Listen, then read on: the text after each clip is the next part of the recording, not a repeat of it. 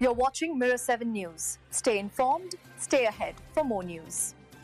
What was supposed to be a spirited holiday showdown at Wrigley Field quickly turned into a nightmare for the St. Louis Cardinals, and especially for veteran pitcher Miles Mikolas. On July 4th, a day typically filled with fireworks and celebration, the Cubs delivered their own explosive display at the expense of the Cardinals, launching a franchise record 8 home runs in an 11-3 blowout win. Mikolas alone gave up 6 of those, setting an unfortunate new mark in Cardinals history and joining an infamous MLB group of pitchers who have endured such a pounding. Into the game, Mikolas had tried to rally his teammates after a dismal sweep in Pittsburgh. He gave a passionate pep talk, hoping to reset the tone of the season and re-establish their competitive fire.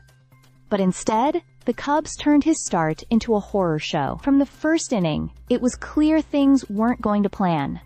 Seiya Suzuki and Pete Crow Armstrong went back-to-back, setting the tone early. In the very next inning, Michael Busch and former Cardinals catcher Carson Kelly followed suit with back-to-back bombs of their own.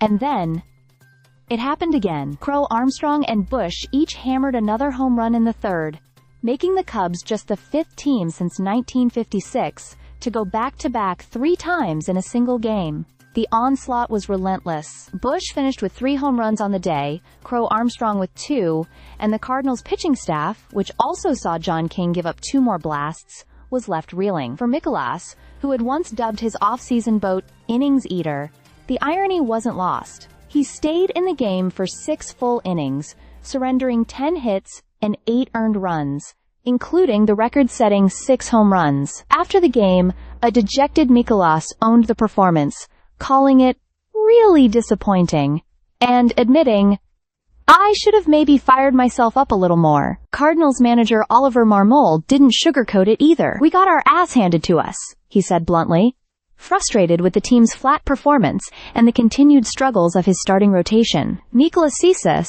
now with a 7.75 ERA over his last 7 starts and 15 home runs allowed this season, may find his place in the rotation in question. Still, despite the lopsided loss and the sting of being on the wrong end of Cubs history, Mikolas remained defiant.